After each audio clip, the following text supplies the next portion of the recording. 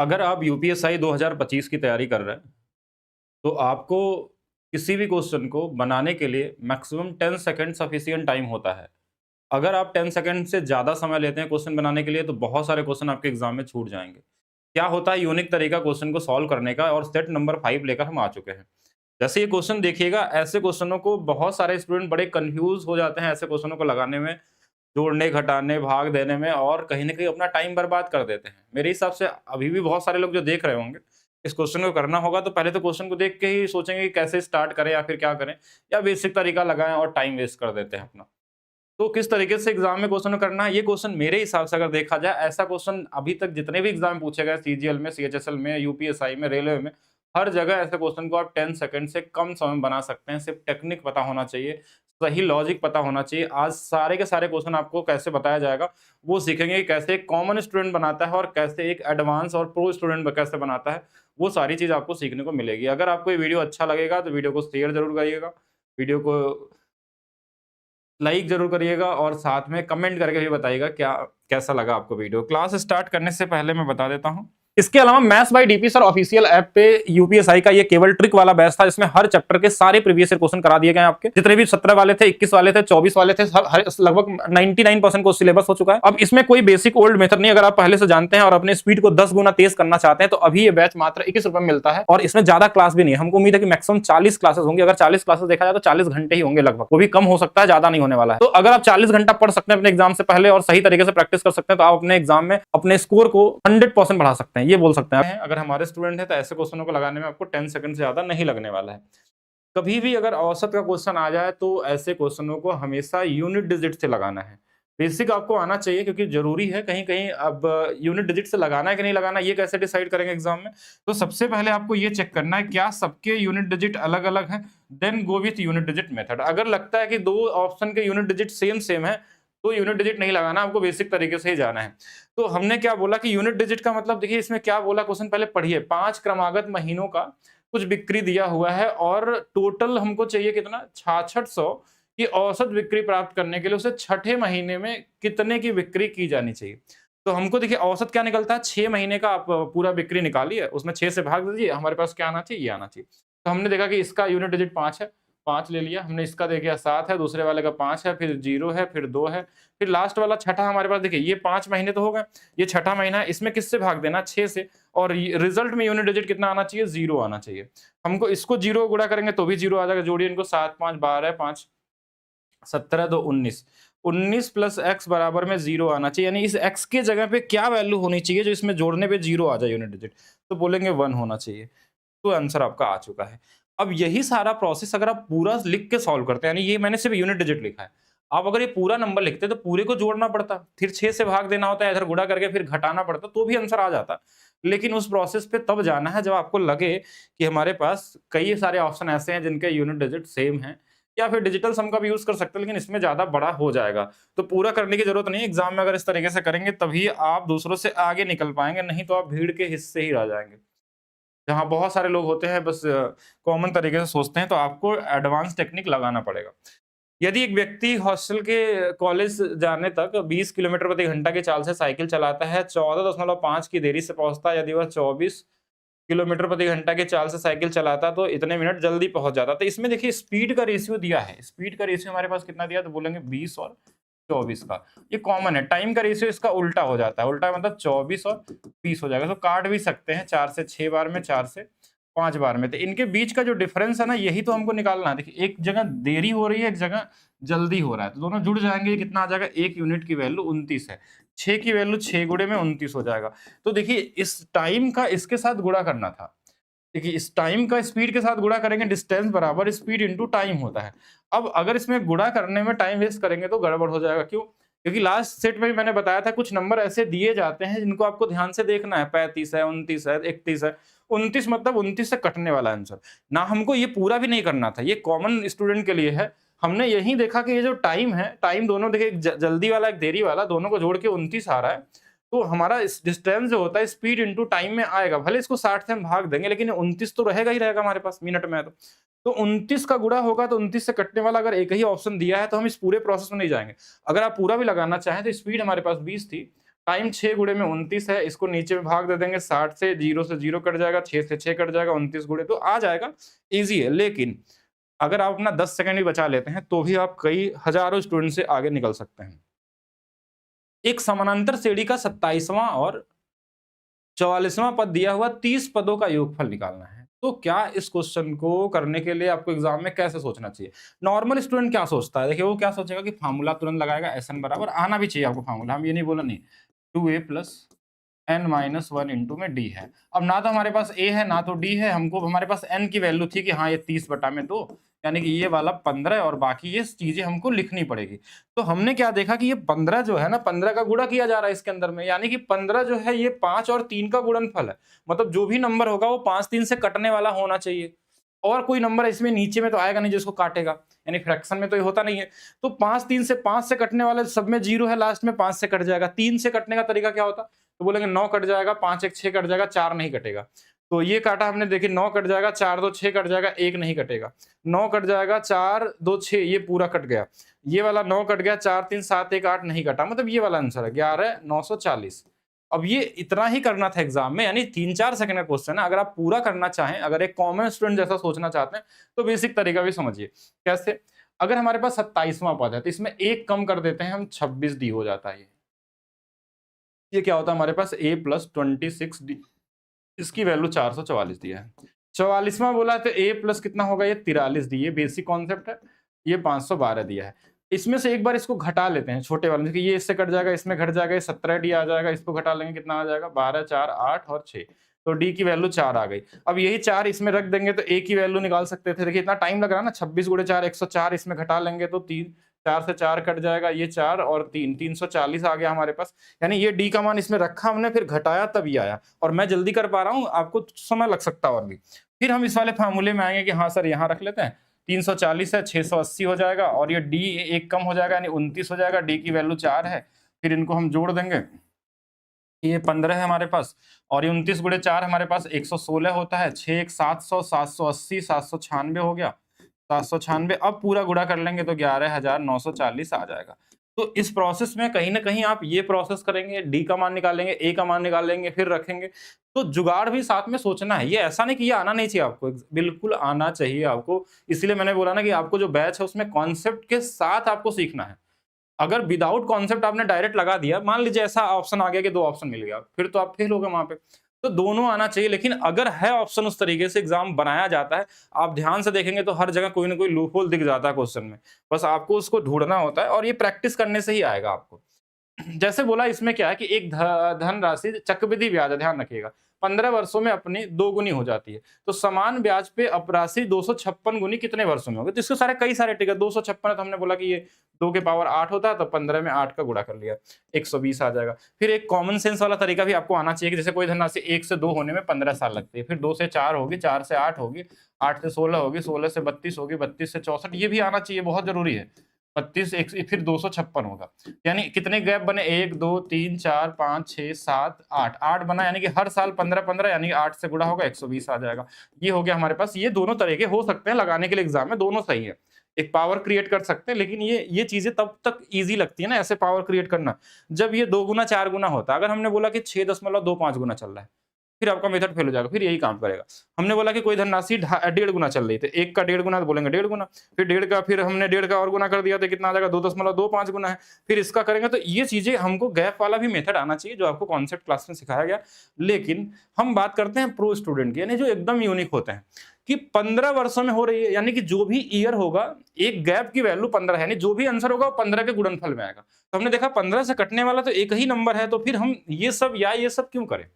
ये उनके लिए हो गया जो उनके पास बेसिक कॉन्सेप्ट है, थोड़ा और बेहतर जानते हैं, तो वो डायरेक्ट सोचने लगते हैं फिर कि हम क्यों ना डायरेक्ट ही कर लें, क्योंकि हमको लगाने तो आता ही है, लेकिन हमको तो आंसर से मतलब है सिर्फ। तो आंसर क्या होगा, 15 से मल्टीप्लीकेशन। अगर एक से ज्यादा ऑप्शन है तो then कुछ और भी कर सकते हैं, जो भी आपको तरीका बताया गया।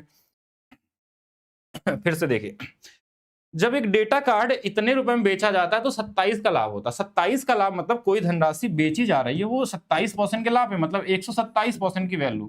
पूछा क्या गया, इसका क्रय मूल्य। क्रय मूल्य हमेशा अगर 100 माने हैं तो 100 से ही करेंगे हम लोग। इसकी वैल्यू क्वेश्चन में दिया है 15875, इसकी वैल्यू निकालनी है। ठीक है, इस ये जितना बार में इससे कटेगा उतना बार में इसमें भी गुणा कर लेंगे। अब यहाँ पे बात आती है कैलकुलेशन में, कोई कैलकुलेशन करने में समय बर्बाद कर देगा, तो आप किस तरीके से सोचेंगे वो समझिएगा। देखिए, आपके पास मैक्सिमम लॉजिक क्या होना चाहिए, देखिए 100 से गुणा इसमें करना है, बिल्कुल ठीक है, यानी लास्ट में 2 जीरो आएगा, पहला चीज़ तो। तो हमने देखा कि 2 जीरो वाला ये भी ऑप्शन है, ये भी है, ये दोनों तो नहीं हो सकते। फिर हमने देखा कि ये जो 7 का टेबल में ये 5 जो होगा, ये लास्ट में 5 बार में ही कटेगा। आप कुछ भी करके देख लीजिए, 7 के टेबल में 5 जो आता है वो 5 गुना पे ही आता है। लास्ट में कुछ भी हो सकता है। लेकिन अगर हम बात करें कि 15 गुना हो सकता है, 25 गुना हो सकता है, तो वो 5 आ सकता है, लेकिन जब भी आएगा 5 गुना पे ही आएगा। तो हमने देखा कि इसके लास्ट में तो 6 दिया हुआ है, तो ये तो हो नहीं सकता, यानी यही वाला आंसर है। बस इतना ही करना था कैलकुलेशन के लिए, बाकी आप भाग भी दे सकते हैं। 127 से 1 बार जाएगा, जो बचेगा 2 बार जाएगा, 5 बार, ये भी कॉमन हो सकता है। लेकिन सोचने का नज़रिया बदलेंगे तभी आप स्पीड में कर सकते हैं क्वेश्चन को। वैसे इस क्वेश्चन में क्या दिया है, ए एक कार्य को इतने दिनों में कर सकता है, बी ए की तुलना में 25% अधिक कार्यकुशल है। तो हमने क्या देखा कि जो बी है उसकी कार्य क्षमता जो है ना, इफिशियंसी, वो 4 अगर ये है तो ये 5 होगा। ये बोला 5 कैसे आ गया, 25% को हम 1/4 लिखते हैं, 4 से 1 अधिक है। तो टाइम जो होगा ना इसका उल्टा हो जाता है, टाइम इसका उल्टा होता है, जो इफिशियंसी का उल्टा टाइम होता है, वर्क बराबर होते हैं। तो हमसे पूछा गया था कि क्वेश्चन में बी द्वारा लिए गए संख्या ज्ञात कीजिए हमको। तो ए का संख्या दिया होगा, यानी 5 यूनिट की वैल्यू दिया है, 4 यूनिट की वैल्यू निकालनी है। हम कॉमन तरीके से कर सकते हैं। फिर हमारे दिमाग में है कि ये तो 4 यूनिट है, मतलब 4 से कटने वाला नंबर भी होना चाहिए। ऐसा सोचना पड़ेगा आपको हर जगह। तो 4 से कटने वाला नंबर देखा कि 2 डिजिट होता है, तो नहीं कट रहा है। ये 2 डिजिट नहीं कट रहा है, ये कट रहा है, ये वाला नहीं कट रहा है, यानी हमारा आंसर आ गया। बाकी आप पूरा भी कर सकते हैं, हम बस एक सोचने का तरीका बता रहे हैं। ऐसा नहीं है, वो तो बहुत ईजी क्वेश्चन है, नॉर्मली आप गुणा भी कर सकते हैं इसमें। फिर देखिए 5 दूना 10 हो गया, यहाँ से 5 9 45, 5 एकम 5, 2 9 1 4 एकम 4, 4 9 36, 4 दूना 8 3 11। तो ये तो कर सकते हैं, लेकिन कहीं ना कहीं इसको भी करने में समय जाएगा। अगर 4 से कटने वाला एक ही ऑप्शन था तो हम क्यों पूरा सॉल्व करें इस पूरे को। अगर आप हर 3 4 4 5 5 सेकंड 10 10 सेकंड नहीं बचाएंगे, तो फिर आगे आप कैसे उसको इन्वेस्ट करेंगे दूसरे टॉपिक में। 2 अंकों की संख्या 2 और 5 के अनुपात में है। यदि अंकों को परस्पर बदलने में प्राप्त हुई संख्या आरंभिक संख्या से 27 अधिक है।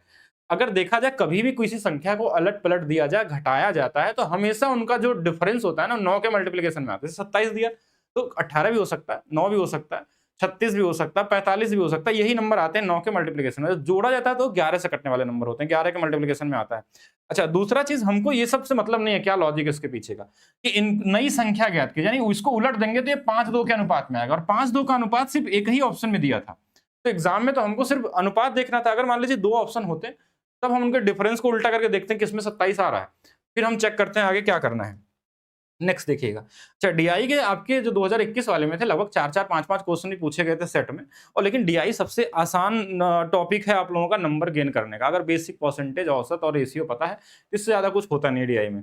अब क्वेश्चन में क्या बोला कि दिए गए प्रश्न में उत्तर देने के लिए पढ़ लेंगे हम लोग इसको। फिर क्या पूछा गया, सीएसई विभाग में छात्रों की संख्या। सीएससी कहाँ पे, तो हमने बोला ये वाला है सीएससी, ये वाला अगर दिख रहा है तो थोड़ा सा डल है यहाँ पे, तो हमको सिर्फ 20% निकाल देना था। 20% किसका, टोटल स्टूडेंट कितने थे, तो 12,800 थे। ये इससे कट जाएगा, 20 का बस गुणा ही तो करना है इसमें परसेंटेज से। तो 1 0 12 दूना 24 और 2560। ये कॉमन क्वेश्चन है, मतलब इसमें कुछ लगाना है, यूनिट डिजिट नहीं लगाए हमने, क्योंकि सब में 0 दिया था, तो दिमाग क्यों बर्बाद करेंगे इसमें। ठीक है, नेक्स्ट में क्या दिया है, आईटी विभाग के छात्रों की संख्या। आईटी कहाँ है, ये वाला कलर है आईटी। तो एक बार कलर तो चूज कर लेते हैं। मेरे हिसाब से ये कलर कौन सा हो सकता है, ये 16 होगा या 18 होगा। मेरे हिसाब से पीला तो कौन सा दिख रहा है, अब इसमें तो कलर का नहीं पता, लेकिन हाँ जो भी होगा हमको ये पता है कि 12,800 का कितना परसेंट निकालना है। अगर मैं आईटी 16 को मान के चलता हूँ, तो 16 तो नहीं दिख रहा मुझे इसमें, कौन सा हो सकता है। इस कलर, थोड़ा कलर का चेंजेस है इसमें, तो हमारे पास 16 ही मान लेते हैं। ठीक है, अगर यही सबसे ज्यादा मैच कर रहा है यही वाला, तो 16% निकालना था। 16% अब तो हमको देखिए परसेंटेज से 2 जीरो कट जाएगा, 8 6 48, लास्ट में 8 6 48, 8 वाला एक ही ऑप्शन है, तो ये यूनिट डिजिट से भी काम हो जाता है। अगर ये दिया है तो यही आंसर हो जाएगा। ठीक है, कॉमन क्वेश्चन। एक स्मार्ट टीवी को 15,700 में खरीदा गया, इसके मूल्य में 20% अधिक अंकित किया जाता है, फिर 10% की छूट। तो इसमें इसका कोई रोल नहीं होता। अगर परसेंटेज में आंसर पूछा गया तो एग्जैक्ट डेटा का कोई मतलब नहीं होता है। 20 बढ़ाया गया मतलब 100 से 120, 10 घटा दिया गया, 12 घटा दिया, 8% का लाभ हो गया। मतलब ये क्वेश्चन इतना बार रिपीटेड क्वेश्चन है कि कॉमन तरीके से सोच सकते हैं। ऐसे भी लगा सकते थे कि 20 बढ़ा दिया गया, 10 घटा दिया गया, फिर 20 गुणे में -10 बटे में 100। सक्सेसिव लगा सकते हैं, इजी नंबर है ये 10 माइनस में 2 8% आ गया। कोई बोलेगा नहीं हम ऐसे लगाएंगे 2/10 ये होता है, तो 10 से 2 बढ़ेगा तो 12 होगा, ये 1/10 होता है तो ये 10 से 1 घटेगा तो 9 होगा, इधर 100 आएगा तो इधर 108 आ जाएगा। तो हमने देखा कि 8% बढ़ गया है। रेशियो लगा लीजिए, सक्सेसिव लगा लीजिए, कॉमन सेंस से भी लगा सकते थे। 120 का 10% 12 होता है, 12 घटा लेंगे तो 108 हो जाएगा अगर इजी नंबर है तो। नहीं इजी नंबर है तो आप रेशियो या इसका यूज करेंगे। अगर मान लीजिए कि यहाँ पॉइंट में कुछ ऐसा आ गया 23% है, यहाँ 9% है, तो गो विद दिस, यानी कि इससे का लगाना है। अगर कोई मिक्स फ्रैक्शन में है तो रेशियोस लगा लीजिए। कॉमन नंबर है तो अपने मर्जी से भी सोच सकते हैं आप। इजी क्वेश्चन है। 142 किलोमीटर प्रति घंटा से यात्रा करती हुई एक रेलगाड़ी 38 किलोमीटर के प्रति विपरीत दिशा में यात्रा करती हुई इससे आधी लंबाई वाली दूसरी रेलगाड़ी को पूरी तरह से 6 घंटे में पार करती है। यदि यह एक रेलवे प्लेटफॉर्म को 45 सेकंड में पार करती है तो प्लेटफॉर्म की लंबाई 45 यानी 5, तो 5 होगा, 5 और 38 और 180 यानी 50, 50 आ गया, 5 आ गया, यानी 5 यूनिट डिजिट वाला आना चाहिए मेरे हिसाब से। बाकी एक बार लगा के देखते हैं, ठीक है, क्योंकि इसमें यूनिट डिजिट लगाने से पहले 2 क्वेश्चन एक साथ दिया हुआ है। तो समझिएगा, पहला चीज कि दोनों जब विपरीत दिशा में आते हैं इनको जोड़ देते हैं, दोनों जोड़ने में कितने हो जाएंगे 180 किलोमीटर प्रति घंटा, ये चाल हो गई। और हमने यही रेशियो बताया था ना, 18 और 5 का रेशियो, 18 बराबर 180, 5 बराबर 50, यानी कि रिलेटिव स्पीड जो होगा वो 50 आ गया, 50 मीटर पर सेकंड। 50 मीटर पर सेकंड के हिसाब से अगर 6 सेकंड में पार करते हैं तो 6 सेकंड में 300 मीटर चलेंगे।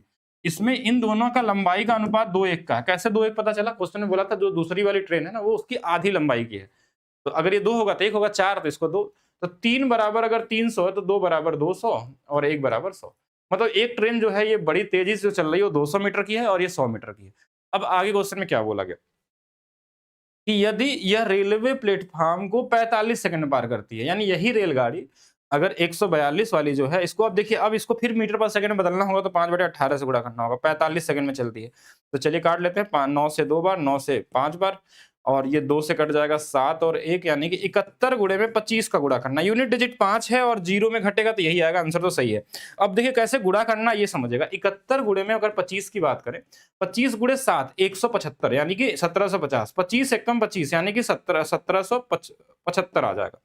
ये 1775 जब चलेगी ट्रेन तो इसमें क्या होगा कि चलने पे इसमें ट्रेन की लंबाई भी होगी, यानी 1775 अगर हमारे पास ट्रेन प्लेटफॉर्म दोनों हैं, अगर ट्रेन प्लेटफॉर्म दोनों हैं तो इसमें ये 200 को घटा देना है बस। तो यही मैंने यूनिट डिजिट निकाल रहा था कि 7, 5 और 5, 1575 वाला आ जाएगा, क्योंकि इसी 1775 में 200 इसका है तो प्लेटफॉर्म क्या होगा 1575 होगा, ठीक है।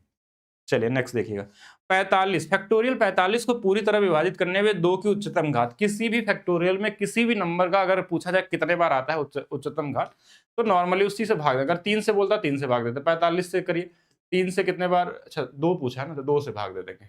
जिससे भी पूछा जाए 2 से बोला गया तो 22 बार में, 2 से फिर से कितने बार में 11 बार में, कटना जरूरी नहीं है, 2 से 5 बार में, 2 से कितने बार में 4 बार में, 2 बार में, 2 से कितने बार में 1 बार में, 33, 5 38, 2 40 और 41 पावर, यानी 2 के पावर 41 होगा इसके अंदर में।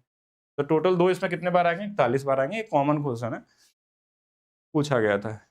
यदि कोई गुणोत्तर श्रेणी का पहला पद, तो इसमें देखिए योग पूछा जाता है, ये कई बार पूछा गया, a r के पावर n - 1 अपान r - 1।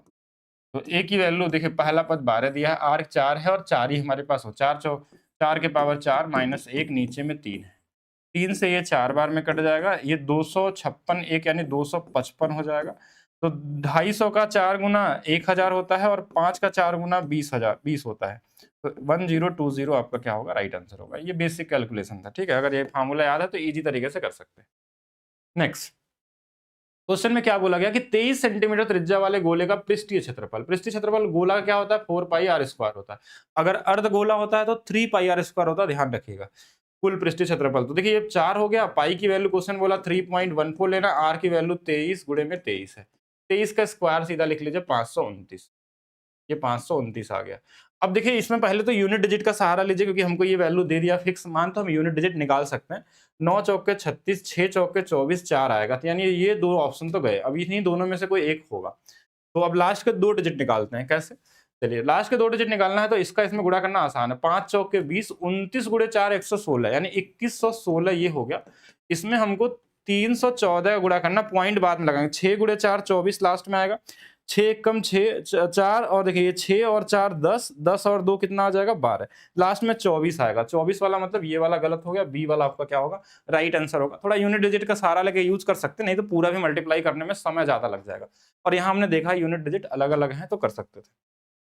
नेक्स्ट देखिएगा, एक पंसारी द्वारा 69 और 92 दो किस्मों के दालों को किस अनुपात में, बेसिक एलिगेशन का क्वेश्चन है, इसमें कुछ दिमाग नहीं लगाना, कॉमन क्वेश्चन है तो कोई भी समझ सकता है। दोनों को मिला के हमको ये बेचना है तो इनका मिलाने का अनुपात निकल जाएगा। जैसे इसको घटाएंगे तो ये 10 और 10.5 है, इसको घटाएंगे तो ये 12 और 12.5 है, तो 5 से ये 25 बार में, पॉइंट दोनों में सेम है, 5 से ये 21 बार में, 25 और 21 का अनुपात होगा। तो ये तो ईजी था।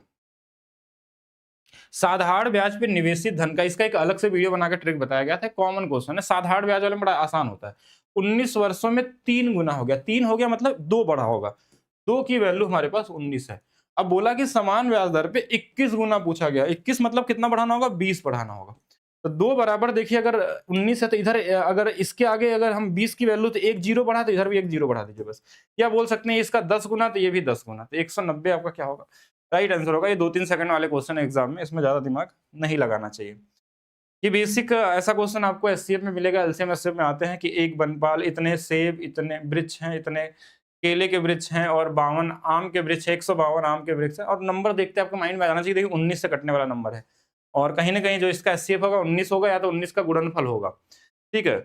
और समान व्यक्तियों में संख्या बराबर लगानी है, इनके अलावा एक वृक्षों को भिन्न भिन्न पंक्तियों में लगाना है, तो केवल एक प्रकार के ही वृक्षों व्यक्तियों की आवश्यक संख्या, मतलब आपको ये देखना है कि कितने पंक्ति बनाई सकती है मिनिमम, वो आपसे पूछा गया है। पंक्तियों की आवश्यक संख्या न्यूनतम क्या हो सकती है, तो आप बड़ा से बड़ा क्या करेंगे कि ऐसा नंबर ढूंढेंगे जो इसको काट दे और सबसे बड़ा नंबर हो, तभी तो पंक्ति कम होगी। ज्यादा से ज्यादा पेड़ अगर एक पंक्ति में लगाएंगे तो हम क्या करेंगे, हम इनका डिफरेंस देख लेते हैं, और नहीं तो हमको दिख रहा है कि 19 से कट रहा है, 19 क्या हो सकता है, 19 बिल्कुल हो सकता है, लेकिन इससे बड़ा नंबर भी हो सकता है, क्योंकि देखिए सबसे इन तीनों में सबसे छोटा 76 है, तो सबसे ज्यादा चांस क्या है कि या तो 76 होगा या तो 76 का फैक्टर कुछ भी हो सकता है, 38 भी हो सकता है, 38 से कट रहा है, 38 से 3 बार में कट जाएगा, 8 8 चौके 32, 4 बार में 38 भी हो सकता है, नहीं 80 इसका क्या होगा 38 होगा, क्या 38 से बड़ा तो कुछ हो नहीं सकता। तो अब यहां से हमारे पास 57 नहीं होगा, ठीक है। तो हम क्या करेंगे, 38 से देखिए इसको 2 बार में काट लेगा, 2 पंक्ति इसका बन जाएगी, 38 से 3 बार में कट जाएगा, 3 पंक्ति इसकी बन जाएगी, 38 से 4 बार में कट जाएगा ये वाला, तो 4 4 3 7 2 9, 9 पंक्तियां मिनिमम बनाई जा सकती हैं। अगर मैं 19 के हिसाब से बनाता तो 18 आ जाता, जो ऑप्शन नहीं मिलता, ठीक है, तो कॉमन है।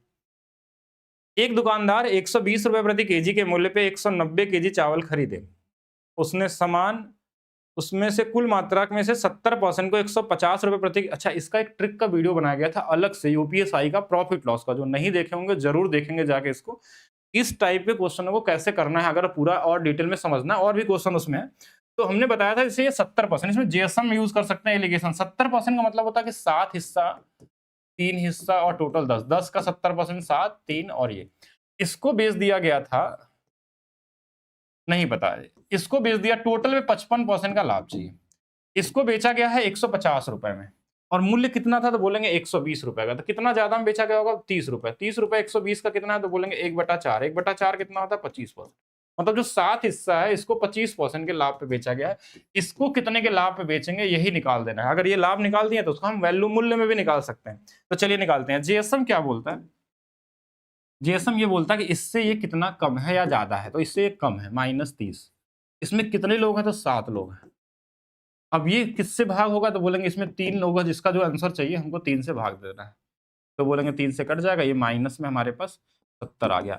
अगर ये माइनस में आ गया तो इधर वाले में जुड़ जाएगा ये 70, अब यही इसकी वैल्यू हो जाएगी कितना 125, 125% के लाभ पे इसको बेचा गया। एक तरीका ये हो गया इसको निकालने का। दूसरा और थोड़ा इजी करना चाहें तो आप गुणा करके भी कर सकते थे, जैसे टाइम लगेगा इसमें भी, 25 गुणे 7 175, इसकी वैल्यू x मान लीजिए तो ये 3x हो जाएगा, और इधर वाला में 550 हो जाएगा। यहाँ से 3x की वैल्यू आप निकाल लीजिए, इसको इसमें घटा के, और हमारे पास 475 आएगा, नहीं 375 आ जाएगा, तो x की वैल्यू कितनी आ जाएगी 125% आ जाएगा। ऐसा भी कर सकते थे, किसी को लगता नहीं इससे नहीं करना, एलिगेशन लगाना तो एलिगेशन भी लगा सकते थे। कैसे, एलिगेशन में क्या लगता है कि जो हमारा टोटल लाभ था वो 55%, यानी वो बीच में आएगा, और शुरू में एक को 25 के लाभ पे बेचा गया था, दोनों में जो इधर वाला लाभ था ये पूछा गया था, इनका अनुपात 7 और 3 का था, इनको जब घटाएंगे तो ये 30 की वैल्यू आ जाएगी, तो बोलेंगे हाँ ठीक है, तो ये वाला इससे 10 गुना पे था, तो 7 दहा में 70, ये 70 होगा, 70 55 जोड़ के 125 आ जाएगा, ऐसे भी निकाल सकते थे।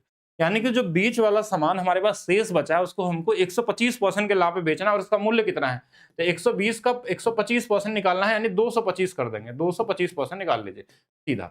अब ये वाली वैल्यू आ जाएगी, कितना आ जाएगी हमारे पास, एक जीरो से एक जीरो काट दीजिए, 5 से 2 बार, 5 से 4 और 9 49, और हमारे पास गलत काट दिया क्या, अरे ऐसे निकाल लेते हैं।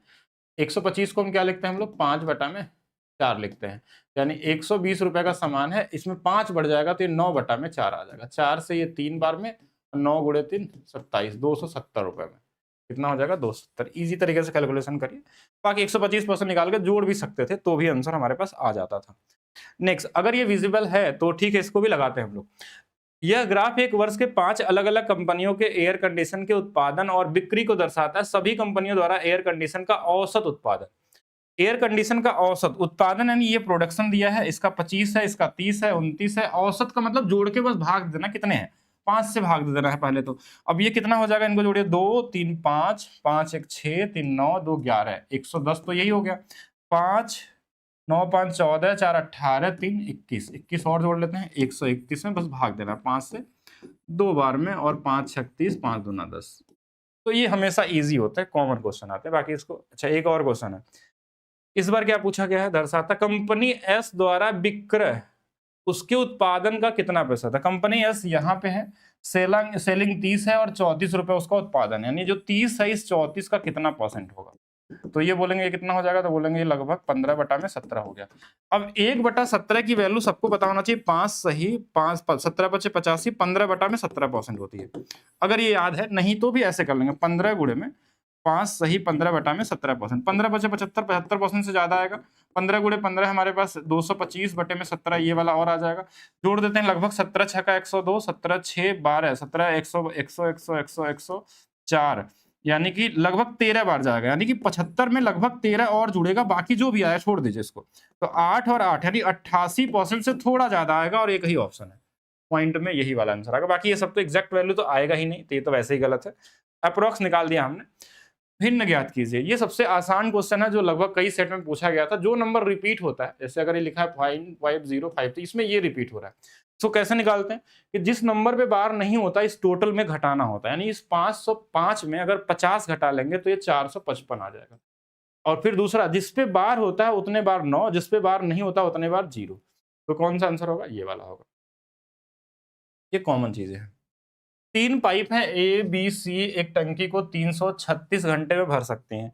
112 घंटे एक साथ चलने के बाद सी को बंद कर दिया जाता है, और ए बी शेष पाइप 336 घंटों में भर सकते हैं। शेष पाइप को सी द्वारा अकेले कार्य करने का 336, यानी 336 का मल्टीप्लीकेशन में आएगा आंसर। तो 336 में अगर देखा जाए तो मल्टीप्लीकेशन में ये लगभग सभी 3 गुना पे, और 3 गुना पे ये वाला मन रहा, तो यही आंसर आना चाहिए, मतलब कटने वाला नंबर। लेकिन लगा के मैं बताता हूँ, इसको ज्यादा एडवांस मत सोचिए, नहीं तो कंफ्यूज हो जाएंगे। ए प्लस बी प्लस सी 336 घंटे में भर सकते हैं। अगर इनके एलसीएम हम ले ले 336 लीटर का है, तो 1 घंटे में 1 लीटर भरेंगे, यही होगा हमारे पास। फिर बोला कि सी को 112 घंटे चलने के बाद सी को बंद कर दिया। अगर 112 घंटे ये चलेगा तो 112 लीटर भर देगा। अब 112 इसमें से घटा लेंगे तो 224 बच जाएगा। कैसे बोलेंगे, 112 का 3 गुना है तो 2 गुना यही बचेगा हमारे पास।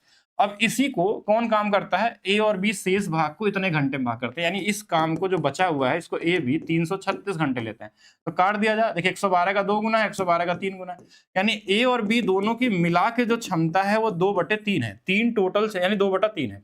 अगर मैं सी की क्षमता की बात करूं, देखिए तीनों का मिला के 1 था, तो अगर मैं सी का चाहिए तो क्या करना होगा, इसी 1 में से 2/3 घटा लेते हैं, तो इसकी वैल्यू कितनी आ जाएगी, 1/3।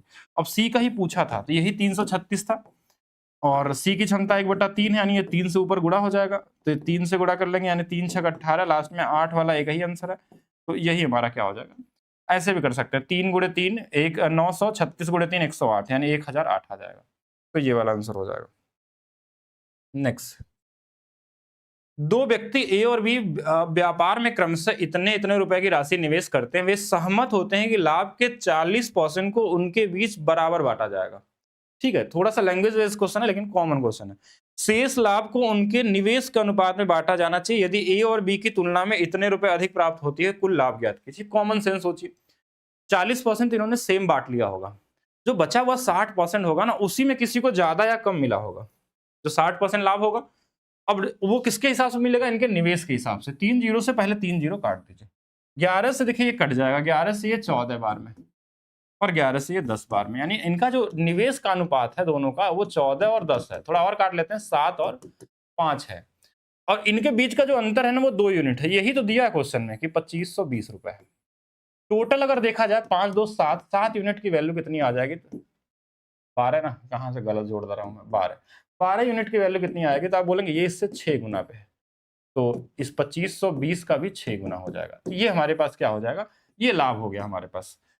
लेकिन ये जो लाभ है, ये पूरा लाभ नहीं है। ये क्या है? 60% है, क्योंकि ये जो अंतर आया था ये 60% लाभ का था। यानी ये जो वैल्यू आई है 60%, हमको 100% निकालना। 60% कितना होता है? तो बोलेंगे 3/5 होता है। 3 की वैल्यू हमारे पास दिया है 2520 गुणे में 6। तो 3 से बोलेंगे ये तो कट जाएगा 2 बार में। 1 यूनिट की वैल्यू ये आ गई, तो 5 की वैल्यू कितनी आ जाएगी? 2520 गुणे में 2 गुणे में 5। अब बोलेंगे ये तो 10 है, 10 यानी एक जीरो सिर्फ लगाना था इसमें, तो 2520 के आगे एक जीरो हमने लगा दिया, 25 एक जीरो बढ़ गया और यही आंसर आ गया। यानी कैलकुलेशन करना नहीं था इसमें। आप अगर टाइम वेस्ट करते तो कैलकुलेशन कर सकते हैं इसमें। तो कॉमन क्वेश्चन था। अब पहले फिर से समझिएगा, ये जो हमने अंतर था, ये हमने क्या निकाला? इनके निवेश के हिसाब से देखा कि इनका एक को 7 रुपए लगाया, एक 5 लगाया, तो इन्हीं के हिसाब से बटेगा, तो 12 रुपए टोटल होता लाभ। लेकिन ये जो 12 की वैल्यू आई हमारे पास, ये 60% है, क्योंकि 40% तो इनका अलग से इन्होंने बराबर बराबर पहले से ले चुके हैं।